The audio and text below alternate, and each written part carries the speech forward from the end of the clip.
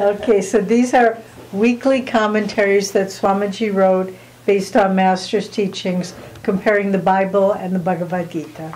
So I'll read this and then we'll give a discourse on it.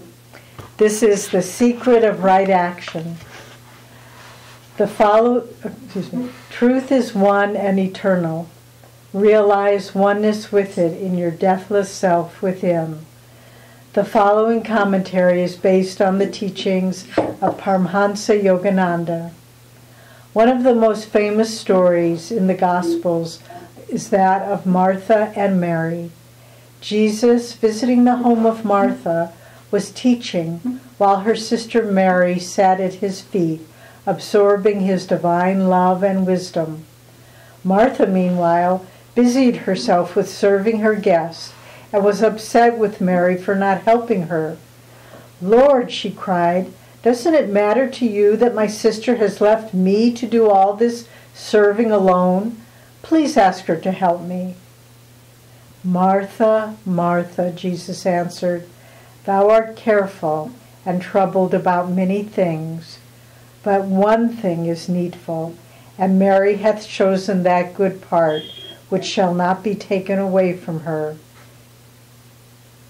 This story is classic, for Martha's complaint is very understandable and not, on the surface of it, spiritually wrong. Jesus may well have told Mary to get up and help her. We don't really know that he didn't, considerate as he was always of others' needs. But the teaching here doesn't concern the obvious dilemma of devotees, to work for God or to spend all one's time in prayer. It concerns rather the attitude of the mind. Jesus didn't tell Martha, "Martha, you are doing too much." He told her rather, "You are letting your work affect your inner peace." It's very important. You are letting your work affect your inner peace. That was the contrast. Not work versus contemplation, but restless preoccupation versus peaceful absorption under all circumstances. As it says in the Bhagavad Gita, the 2nd chapter, actions performed under the influence of desire are greatly inferior to those which are guided by wisdom. Happiness eludes people when they act from self-interest. Seek shelter, therefore, in the equanimity of wisdom. Thus, through Holy Scripture, God has spoken to mankind. Om. Om. Om.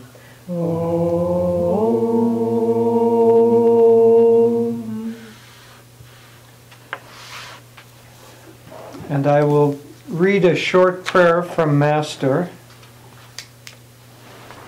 This is from Whispers from Eternity.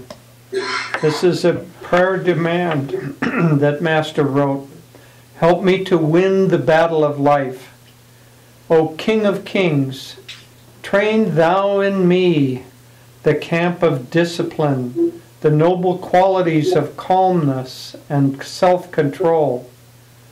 Be thou their divine general like Krishna of yore, against the invading hordes of darkness, passion, and greed. Protect the celestial kingdom of my mind against entry by the tenacious warriors of evil. Let thy banner of peace wave always above the strong castle of my soul. Well, the topic of right action is something that affects all of us on a daily basis, because not only do we need to try to connect with God in meditation, in inner feeling, in devotion, in chanting, all of the different ways, but we also need to take that upward moving energy and apply it in our daily life. And in many ways, Master said that life should be, our service should be like active meditation, and meditation like quiet service. And so the two aren't separate from each other, even though many people try to separate them, and we ourselves try during the time that we're quiet and meditating and more inward, we do our best to think of God, but then when we get involved in the daily drama of life, it's as if the thought of God, and sometimes even of higher action, of higher qualities, just recedes into the background. And we can go for hours at a time and not even realize that we should be thinking of God or thinking of Master or somehow connecting even with our higher qualities. We get wrapped up in the flow of daily activity, and that takes us outside of the calm center within. And so that's really what Jesus was saying to Martha. He wasn't correcting her in her need to serve. He was correcting her in the fact that she was nervous in her service and was forgetting higher qualities, and in this case was forgetting the fact that God was there in the room. And she was probably busy, even maybe under his instruction, preparing food for the people there. So he wasn't saying, Mary, don't do that, or excuse me, Martha, don't do that. He was saying that Mary has chosen the better part because she is keeping her mind focused on God. And so the real question is not whether we should serve or whether we should meditate. We should do both. But how to keep our mind uplifted during service, that's the real question. And one of the things that we also want to weave into this talk is the fact that this is Sri Yukteswar's birthday. And so Sri Yukteswar, one of the things that he is known for saying is instructing Master, saying, learn to behave, learn right action, learn how to act properly in this world. It's interesting, one of the members of Ananda has written a book about one of Sri Yukteswar's past incarnations. And it's called Blessed Lanfranc. And Lanfranc, Master said that during the time that he incarnated in the role of being the King of England, William the Conqueror, that Lanfranc was his spiritual companion, one might say. He made Lanfranc the head of the whole Church of England with all of the monasteries. And so they were working in tandem. But in this life, Sri Yukteswar, if you remember in the autobiography, he basically had an ashram where he had accepted young students and trained them. And he also founded a series of schools. We don't hear too much about this, but he would sometimes walk from Calcutta to Puri, where he had another ashram in Puri. He would sometimes walk that distance, and along the way there were schools that he had founded, and he would visit each of those schools as he walked south from Calcutta. And so in this life, one of his jobs was to properly train young students. And in fact, the same thing was the job of Lanfranc. In medieval Europe, he was first in France, and he was situated at a monastery there, and then later he went to England from Normandy, which is now a part of France. But he trained many of the people, because he was in a monastic setting. They would send young boys who were going to enter the the monastery or enter the church, enter a religious life. And he would train them, and it ended up that he trained a whole generation of those who were going to become the high officials in the church all throughout Europe. So you might say that in that lifetime, he trained the spiritual leaders for the whole of Europe. And here, in this lifetime, he trained the spiritual leader for all of America. And coming back to England with Master and what he has brought. So that training, that spiritual training, has long been one of the roles that Sri Yukteswar has undertaken. But along with the training, obviously spiritual training, and we've read in the various books and in the autobiography of how Sri Yukteswar trained Master and others in their understanding of the Gita and other scriptures, but he also trained them in proper living. He trained them in service. You know, if you read that, after Master's great first samadhi that Sri Yukteswar gave him, remember when he came out of that, Sri Yukteswar handed him a broom and said, "Sweep the porch."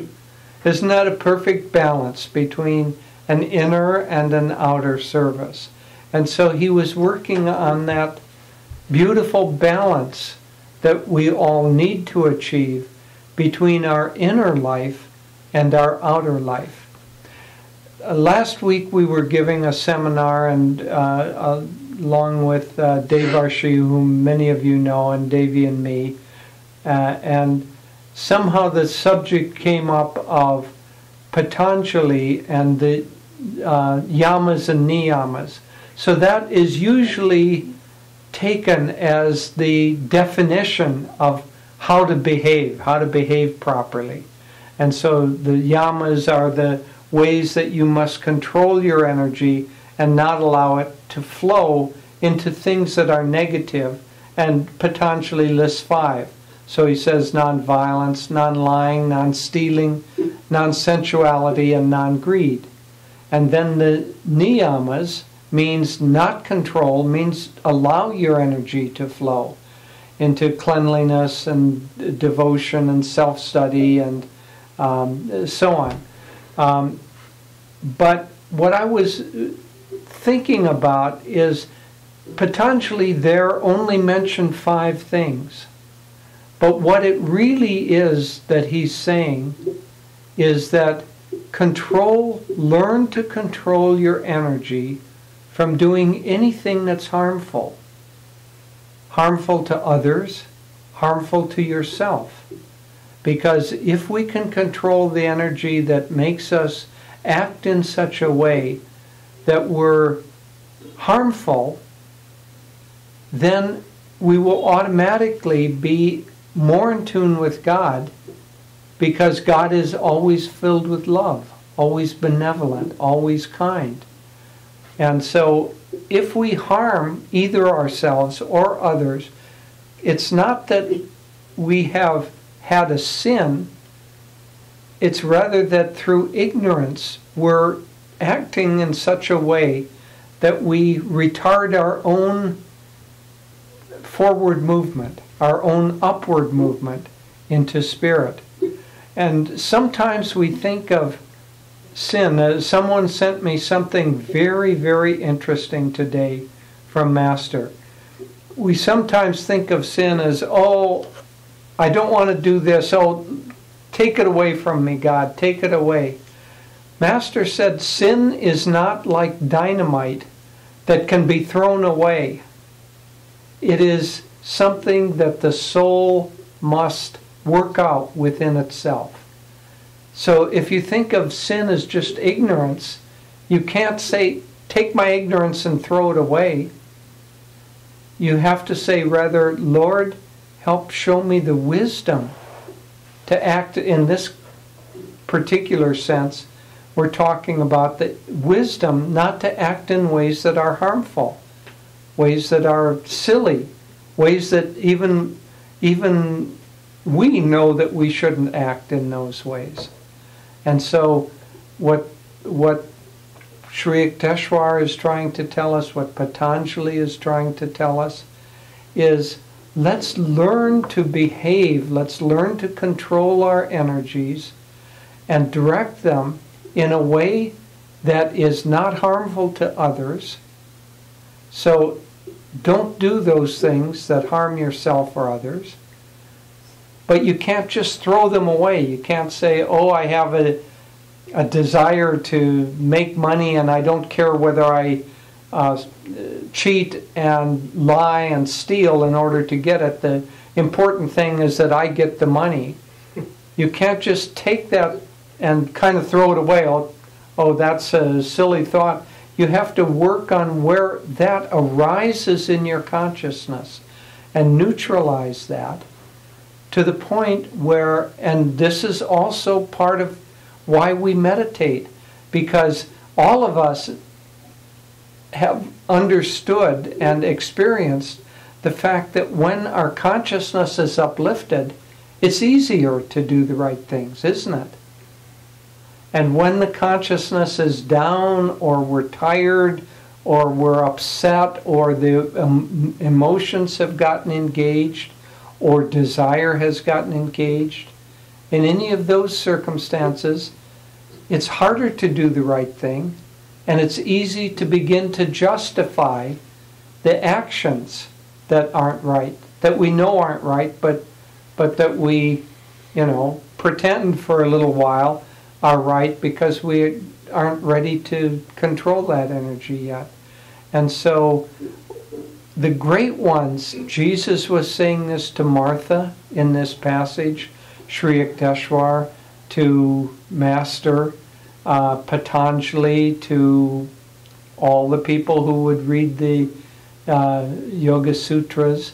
They're all saying that part of our spirituality, a very large part of our spirituality, needs to be to learn how to take energy which otherwise could go down and be either harmful or not helpful, and turn that energy in such a way that we learn to behave, and that energy is expressed in helpful ways. And to a certain extent, we can train ourselves to do that. So it's partly discipline, it's partly attunement, it's partly opening ourselves to the God that already resides within us, and attuning our will to the will of God. And when we do that, then we will begin to act properly, we'll begin to behave properly. And I know Devi also wants to say some thoughts on this subject. So, hello, namaste. This story of Mary and Martha is very well known in the West, probably less so in India, but it's also very little understood in the West, even though it's well known. And this is the beauty of Master's commentaries, is he shows the deep underlying truth in many, many aspects of the Bible that even though people practice Christianity, they still don't understand what they mean. And so in this passage with Mary and Martha, it's interesting because, you can picture their great spiritual teacher has come to the home. Mary and Martha are sisters. They're so excited. Think about like Master coming to your home, and maybe he's got some of his disciples with him, and there's two sisters, and they're hosting, and one of them is a little bit nervous and making sure all the food is good and everyone is having what they need, and that their Master is comfortable and has a nice cup of tea, whatever it might be. So one sister's all busy doing this, but the other sister's just sitting there. And that doesn't seem right, does it? Because with all the work to be done, And Martha's getting a little bit, the sister who's doing the serving says, Master, look, my sister's just sitting there leaving all the work to me. Tell her to do something. But the Master is wise, and he said, he actually doesn't say she's chosen the better part, the way Swami quotes it, she's chosen the good part. And that's very important, because what that means is she's chosen the part that is inwardly communing with me. She's inwardly communing, where it doesn't matter if she's serving or not. You're serving, and that's a very nice thing, but you're not inwardly communing with me. And that's the good part.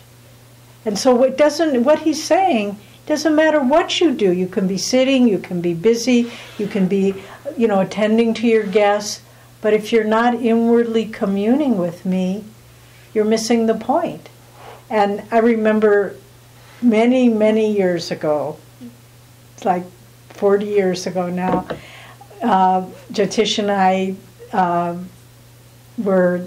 we had a little house at Ananda, and it was the first time we had Swamiji Kriyananda over for dinner. First time ever.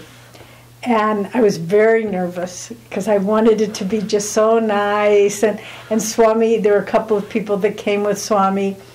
And when he came a little bit early, and I was still in the kitchen, and I was getting things on the stove and out of the oven, and I didn't greet him because I was trying so much to serve and get the dinner ready.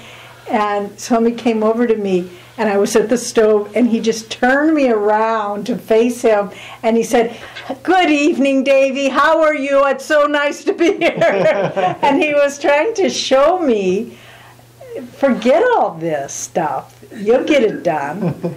But relate to me. I've come to be with you. You're missing the point. And so, and it was something I never forgot. He did it very subtly. He didn't reprimand me. He rarely did reprimand us unless we really needed it. And he did. But he just kind of tried to get us to see, be aware of what's going on. So whatever we're doing, don't miss the point. If you're, sometimes you see people like a mother feeding her children, but she's, just putting it on the table and not paying attention. No, put energy. You're serving your children. Or, how often we see people talking to someone on the phone, but they're doing their computer and they're, playing a video game or whatever it might be, but they're not communing. And so whatever it, in a sense, it doesn't even have to be communing with God. It's just to be present in the moment. If we can be present in the moment, whatever we're doing, then when we sit to meditate, we'll be present with God. And that was the secret of everything Swami did. He was present. When he was writing books, there was nothing else. When he was writing music, there was nothing else. And yes, he was doing it for his guru in service. Yes, he was doing it with, I'm sure, with the sense of his guru flowing through him. As you all know, Dharmarajan and Dharmini are here now because, oh, hi, Mary, I didn't see you. You're not puffy. You look just fine. But they've come because we're going to be dedicating the Moksha Mandir for Swamiji next weekend, a week from today, actually.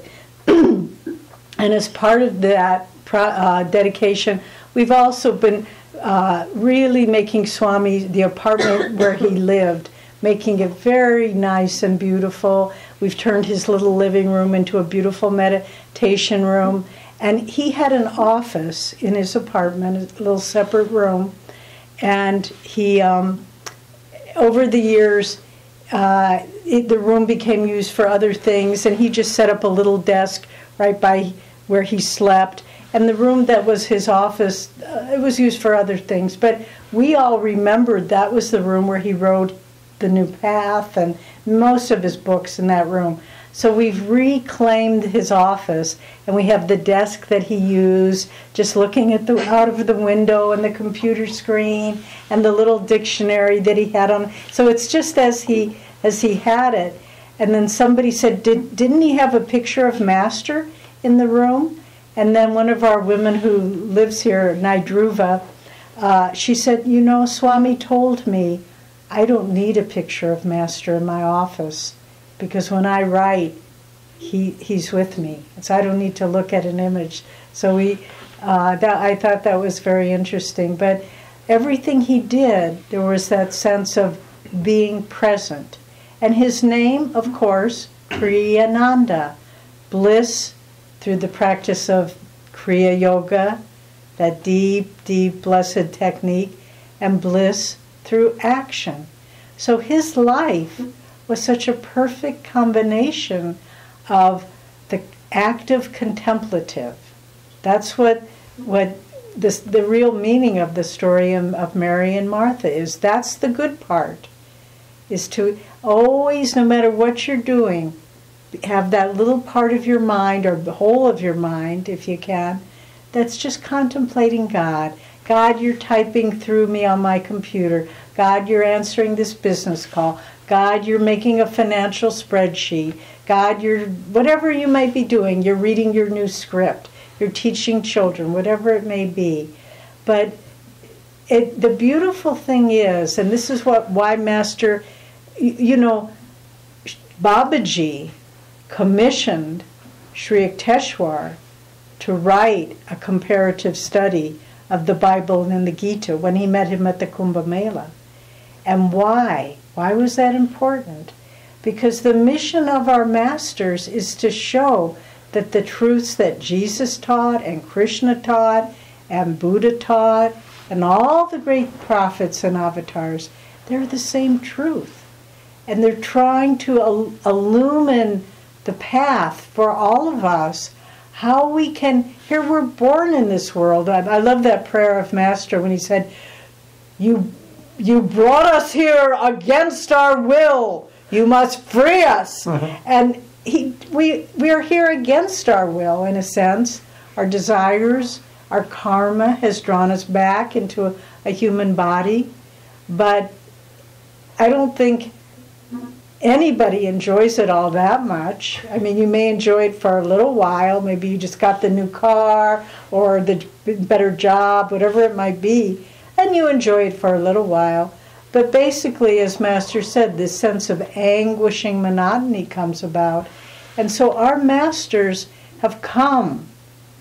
Babaji, Lahiri Mahashaya, Sri Yukteswar, and Gurudeva, they've come at this point in time to change the course of human evolution, to show, and when you look at the lineage of the gurus, you know, there's Babaji, you could think, oh, the Himalayan master, and it's so blessed because as I look out at you, so many of us were together at Babaji's cave, and maybe we'll go again this year too if some of you can come, or all of you. We're going also. And you know, it's because of you, by the way, all of you, that we are doing 2 weekends. Because some of you said, oh, it was too late, I couldn't sign up for the first weekend. So we said, okay, we'll do 2 weekends at Babaji's cave. And so we could be with all of you. But Babaji, the Himalayan master, seemingly remote from this world, but the Himalayan masters are not removed from the suffering of humanity.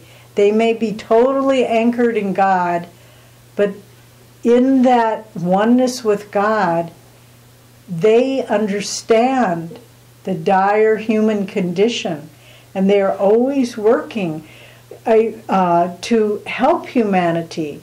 And you know, Master said it was the Himalayan masters that during the Second World War, when Hitler and the Nazi movement was conquering all of Europe, and on the verge of conquering England, that little island held out against them. But when you read the history of the Second World War, you think, how was Hitler and the German war movement ever defeated? Well, Master told us that the Himalayan masters put in Hitler's mind the thought to divide his army and send half to the Eastern Front to Russia and half remain in the European front. And that broke the power of his army. And that's really what defeated him. And so you think, well, what do the Himalayan masters care about a war in Europe? They care about human suffering. And so there was Babaji working in that way, but calling Lahiri Mahashaya to him in the Dromgiri mountain where many of us sat and meditated, giving him Kriya. And Lahiri asking him, can't we relax the strict rules about who can receive Kriya? Can't we give it to householders who are trying to find a way to bring God into their lives? And Babaji said, God has spoken through you. That's what we'll do. And then Lahiri, an accountant, working, supporting his family, and yet in the highest state of God elevation, again, just to show service and God union are not contradictory. They can be the same thing. And then Sri Yukteswar coming, married man at the time he first met Babaji. When Babaji called him Swamiji, Sri Yukteswar said, I am not a Swami. And he said, on whom I bestow this title, it will stay with them. But just to show living a life of active service, none of them were removed from a life that most other people could relate to, even though they were totally united with God. And then our Guru Deva coming, leaving his beloved India, coming to the West with his spiritual campaigns back and forth across America, and then finally settling in Los Angeles and writing the great autobiography of a yogi that has changed lives all over the world. I'm constantly amazed by the power that book has. But just to show God in action, to show that the good part is not whether we're a doctor or a lawyer or an artist or a writer, but the good part that Christ was talking about is that part which no matter what you're doing, you are aware of God's presence. And this is what our masters came to show us.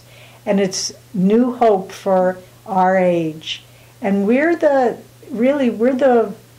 first troops, one might say. Swami said once to a group of us, he said, I see you like the troops landing on Normandy Beach and the invasion that broke the back of the German war movement and on the Western Front. And he said, all of the people of Ananda, they're fighting the soldiers of materialism through Kriya Yoga, through right attitude, through discipleship to the Guru. And so all of these things the Gurus came to show.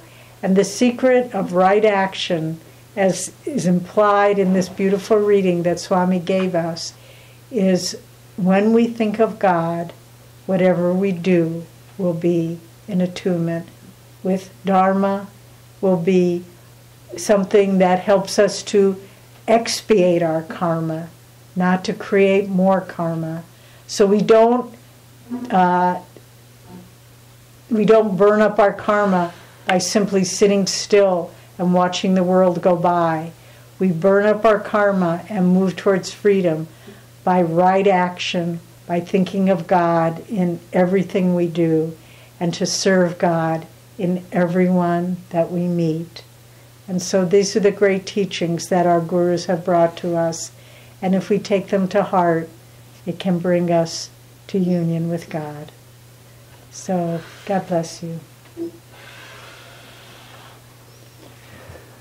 We're going to go to have questions and answers in just a moment. Okay, that looks like Kartik. Kartik. We recognize your hand. Yeah, we can read your palm. Squeeze in, Kartik. Thank you. One small query here. Generally, when we speak about saints, the normal way we think of them is they are able to identify what their previous incarnations are, and once it normally happens only to a level when they elevate themselves to the level during meditation time, or it could be something which every one of us will be able to get that kind of level as well. So Karthik, are you saying that should we expect as we grow towards sainthood to start to remember our past lives as well? Yes. Okay. Is it that way? Is it that what defines the sainthood, or as once we become saint, then we identify? How does it go? It's more as we become... Will we be able to identify our previous incarnations as well? Yes. You know, Patanjali addressed this, and it's very interesting what gives us the power to remember our past lives.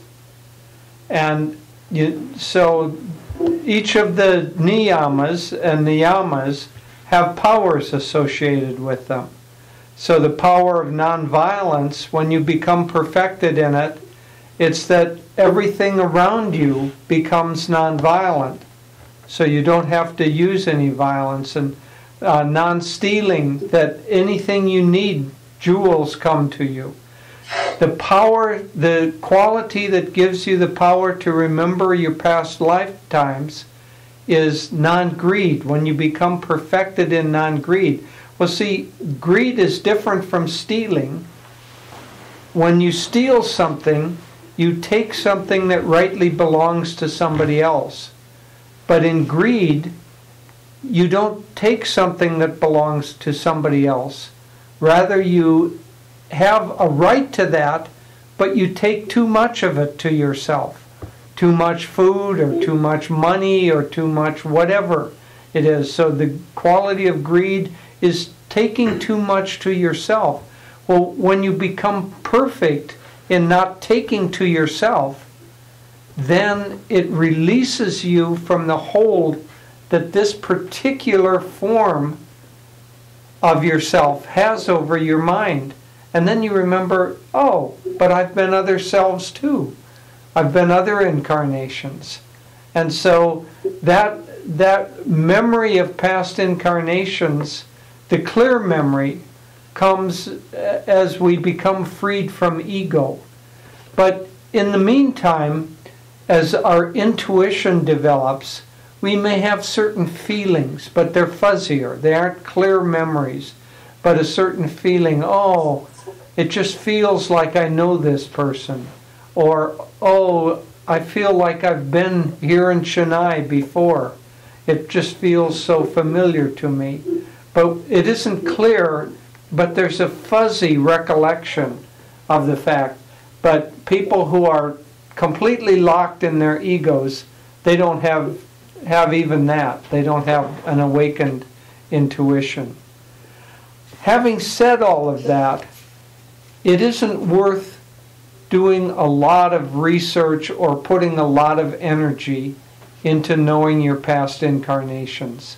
Master kind of just talked about it casually, because what does it matter if I were able to tell one of you very clearly, oh, you were a merchant in Bangalore in your last incarnation? What good would that do for you? Oh, I was a merchant. I was very rich.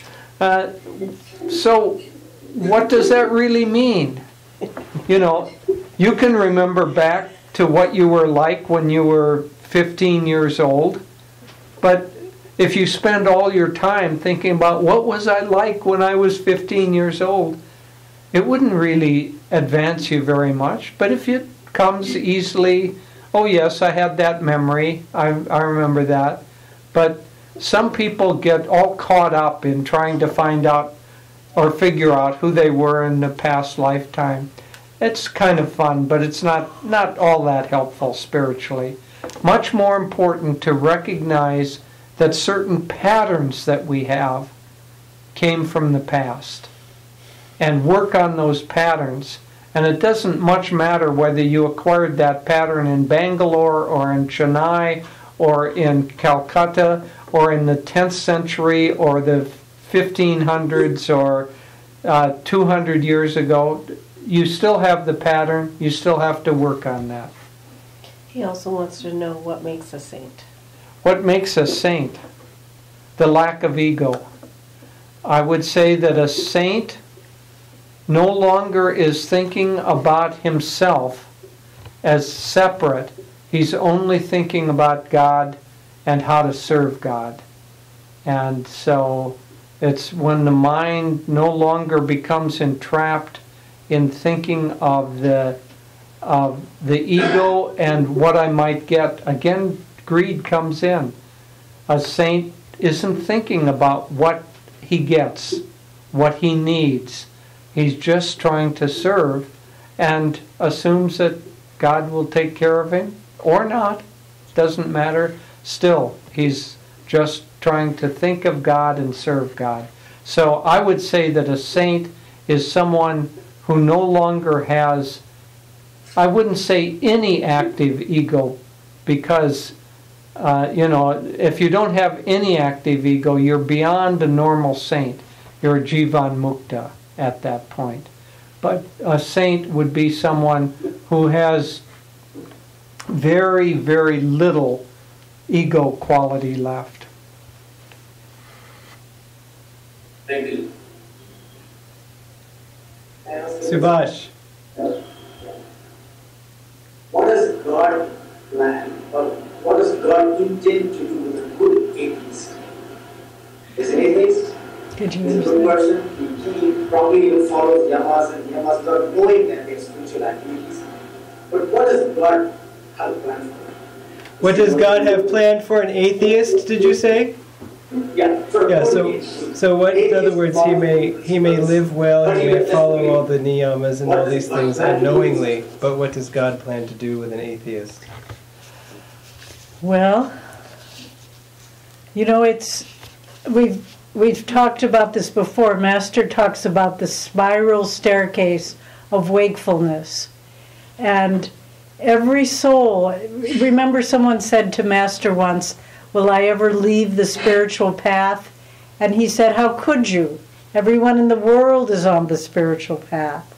And so someone, it's sort of like a fish swimming in water and saying, "I don't believe in water, I don't believe in water." Does that mean that the ocean goes away?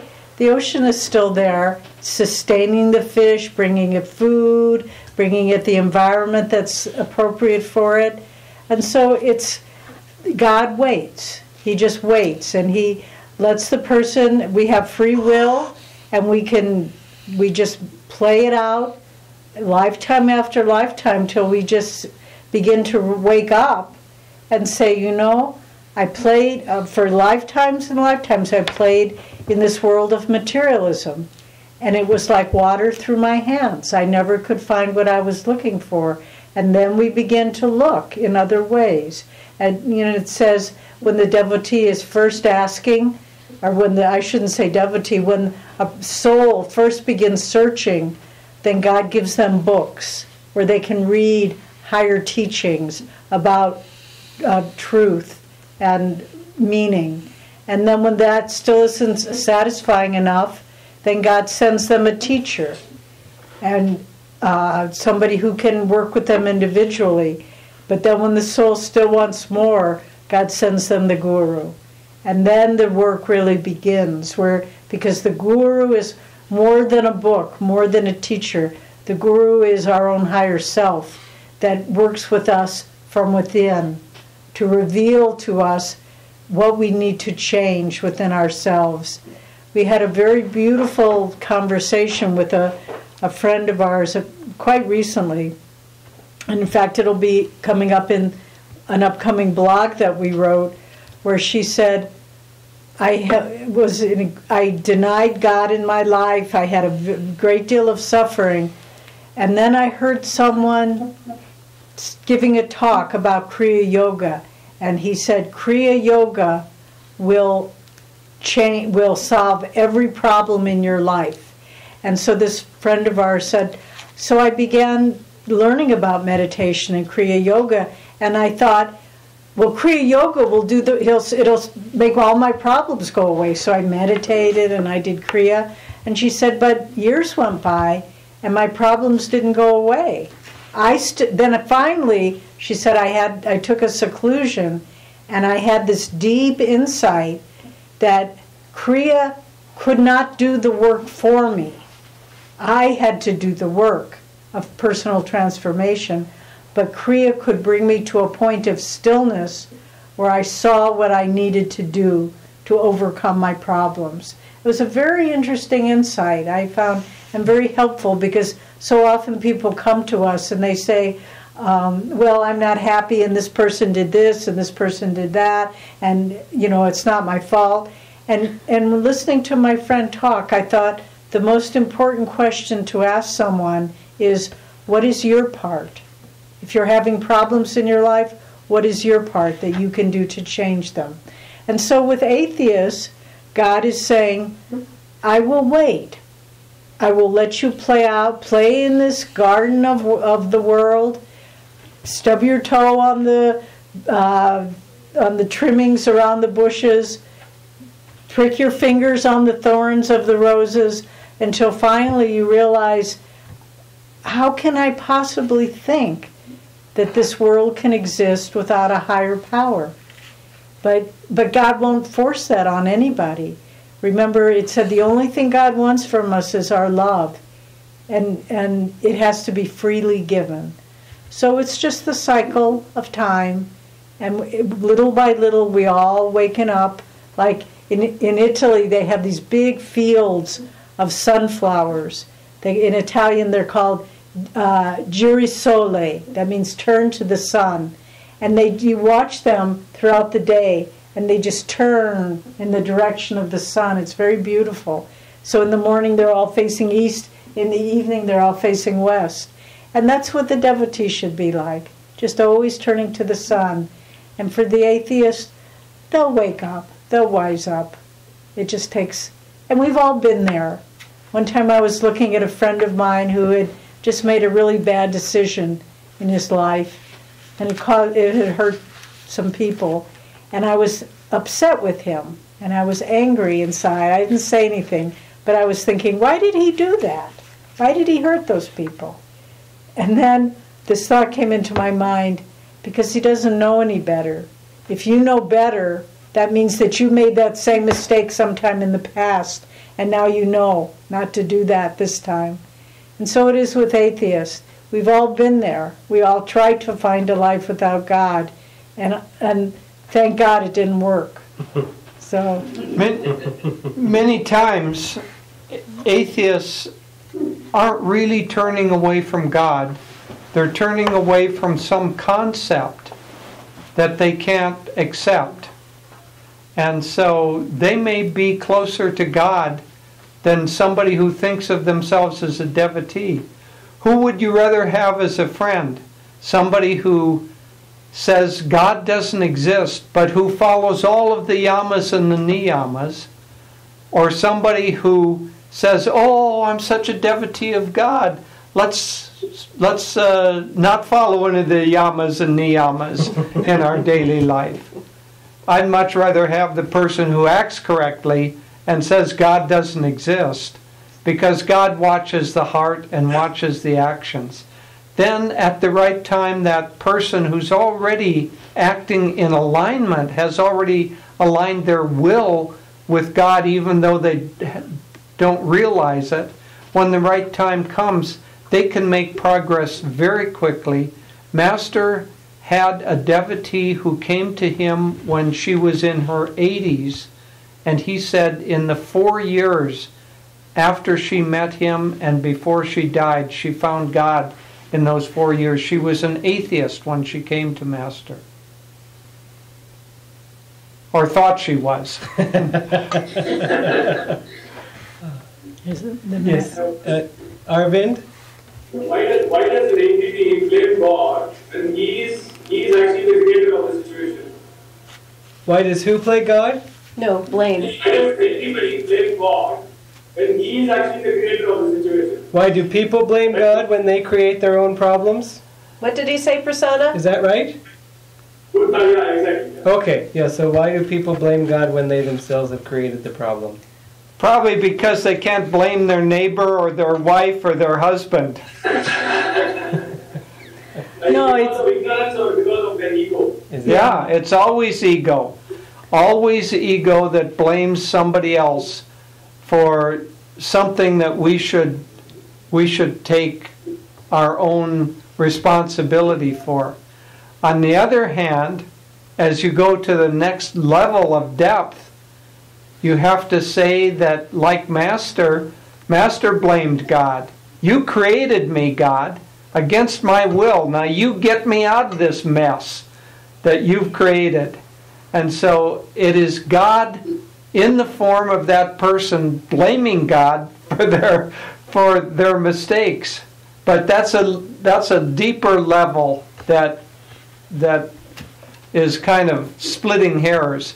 Mostly what the real answer is that people have a tendency to shift the responsibility away from themselves, and they won't grow very much until they say, what is my part in it? What do I need to change in myself?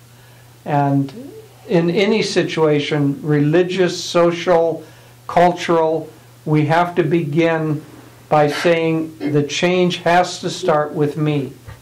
And the mark of, I think, a true lover of God is no matter what happens, you say, this is from your hands, Lord, and I accept it as an expression of your love. A friend of mine just told me yesterday, I didn't see the news story, but in a lot of the news on the internet, there was a story of a family living in New York. It was an Orthodox Jewish family, and the husband was studying to be a rabbi. He had, I think, 7 children, and they were building a house in Jerusalem, but they came back to New York. That's where he had been studying, and he was finishing up his studies, and just for a short time, and then they were going to move to Jerusalem permanently. And he had gone to his school of religious studies, and while he was there, a fire, this is a true story, just happened a few days ago in New York City. A fire broke out, and 6 of the 7 children were killed, and his wife and 1 daughter was in critical condition. So his whole family was destroyed while he was in the temple praying and studying. And you could think, how would most people react? Most people would say, Lord, I was giving my life to you and you took everything away. Forget it. I'm out of here. But this man, they had an interview with him, and he didn't blame God. He just said, it makes me cry to say this.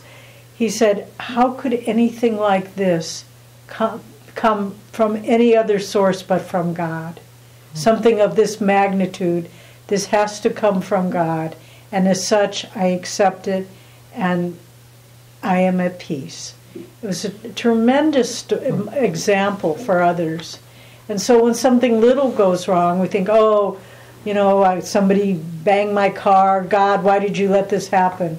But when he takes everything away, then you have to say, God, you've taken it all away, and still, I love you. And that's the mark of a true devotee, whatever religion. Yes, Preeta. How do you break the barrier between the living world and the astral world? For example, you know that death is only a temporary, losing of the body or a temporary condition. But when it actually happens, you feel so much of sorrow because you are not able to accept that the living person, the living presence is not there. So how do you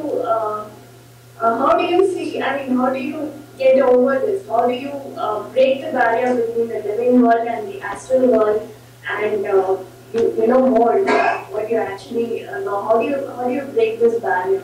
When someone dies. Do you mean when someone dies, or just generally? Or someone close to you, I think. When someone close to you dies. That's an example which I said, but generally, yes. Well, it's vibrational, and so let's put it this way, that where you're sitting right now, there are many television programs and radio programs that are in the room with you right at this very second. You just don't tune in to that vibration, and so you don't realize it. And so a person who passes away doesn't go away somewhere. It's just that the rate of vibration changes. Really, see, space is an illusion. There isn't any really space, but we think that there is. So it's all just rate of vibration. And in meditation, we begin to change our rate of vibration. In attuning with God's will, we change our rate of vibration. And eventually we can, and we try to get the ability to feel more and more subtle energies. That's partly what Kriya does, is that energization also is that we feel the flow of an astral energy. So it helps to tune us in to that vibration and rate of vibration. And as we get more attuned to that, then the separation doesn't seem so vast. To share that what Ashok Baba told us about that place where Anandamayi Ma. Yes. We were in Pune. There's a very fine man there named Ashok Baba, who was a long-term, very close disciple of Anandamayi Ma. And Anandamayi Ma would send them to a place to meditate, and it was somewhere fairly near Brindaban, Hyderabad. Yeah, and I don't remember the name of the place. It was unfamiliar, so it didn't stay in my mind. But Anandamayi Ma would send them there, and there was a big tree, a big banyan tree, and she would have them meditate there. But she told them that for many, many centuries, as many as 10,000 sages have been there meditating in their astral bodies. And yet people would walk by and not have any knowledge of that. But Anandamayi Ma was attuned enough to those vibrations, rate of vibrations, to know that, and she would send the devotees there to meditate and do sadhana. And so this world is filled with holiness, filled with God's presence. Master is in the room with you right now. It's just that he's functioning on a different rate of vibration. And so part of the whole of sadhana is to help attune us to that also.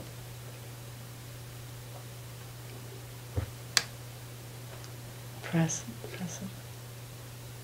How to work with irritability, because it is quick to come, very slow to catch, very easily justifiable, but it does all the real damage that anger also does. But it is very subtle. That's irritability. How to work with irritability and how to let it go. Well, do you see, if you're asking about, do you see a pattern? I see it in myself. If I start off the day, I have a good meditation, I have a nice sleep, wake up, think about God, have an energized, have a nice meditation, and then something happens and it's all right, but then the day goes on and you get, you've lost some of the joy you felt in meditation, and you're having to drive through traffic, and you don't have time for lunch, and you can just see the cycle going down, and then finally someone says to you, "Where's the papers?" And you say, "Well, I don't know. Why did you ask me?" So it just, you need to always be returning to the center of peace. And, it becomes again very subtle.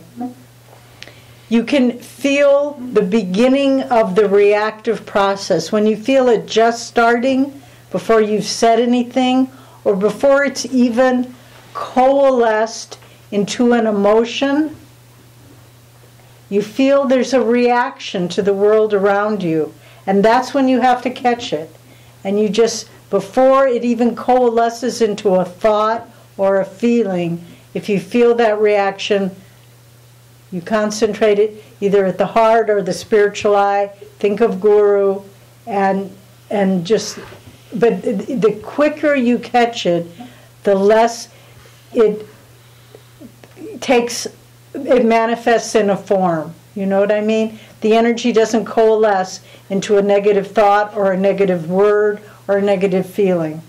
And so just try to carry the peace of the peace and joy of meditation throughout the day, and take, maybe you go off and go get a drink of water, sit down quietly and do a few kriyas, just to return to that sense of joy.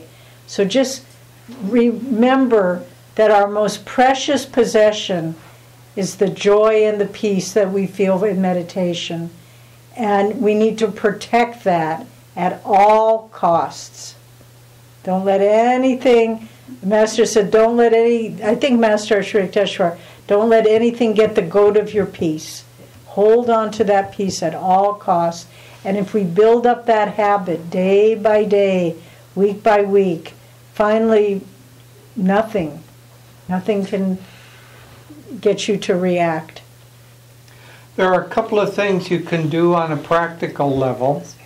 One is irritability comes much more quickly when you're tired, and also when you've gone for some period of time without any food.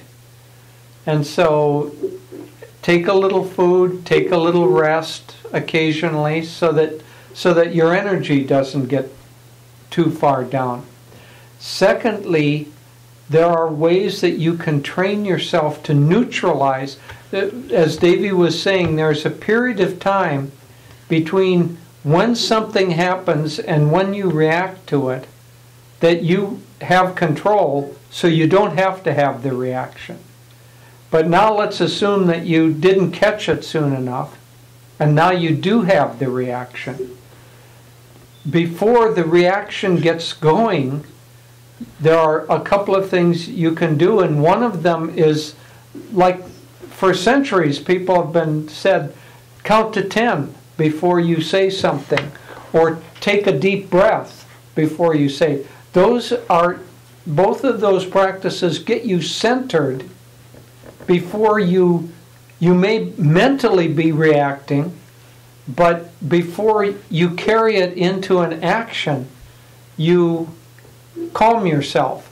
And the deep breathing, or taking a deep breath, is actually pranayama technique to control your energy and bring it back into the spine.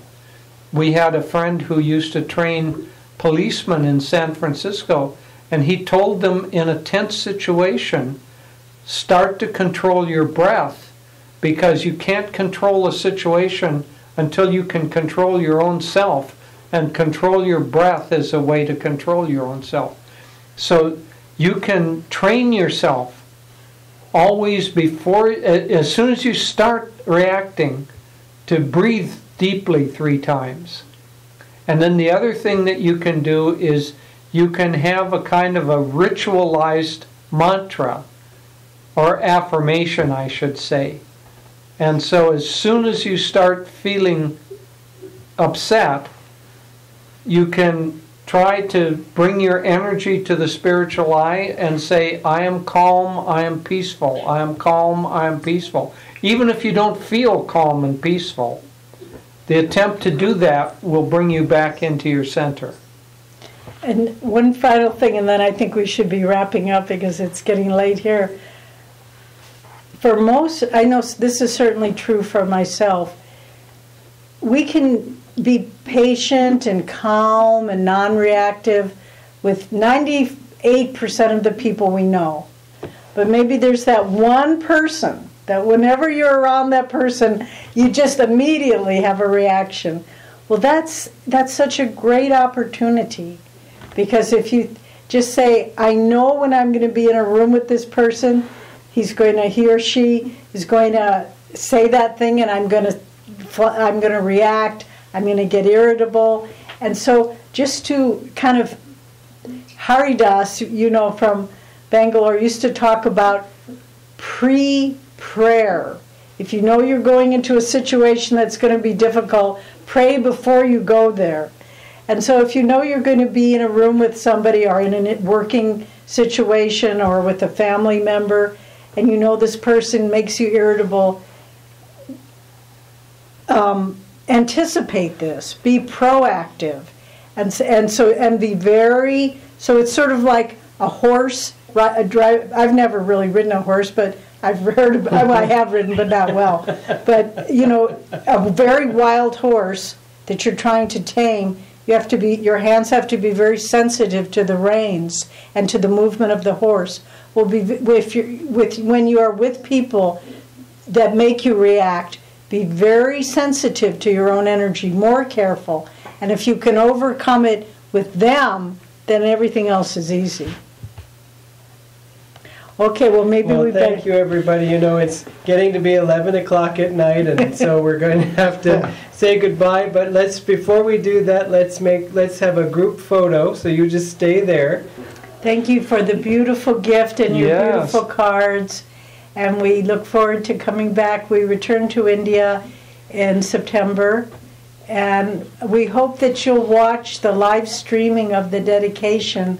So we'll see you next weekend if you're watching that. And remember, in November, that's when we're having the All Ananda retreat up in Gurgaon. And so we're taking sign-ups for that if you know you want. But these two will be there at that retreat.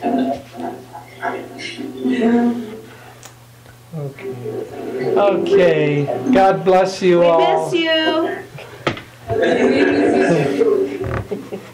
See you soon. Bye-bye. See you on WhatsApp.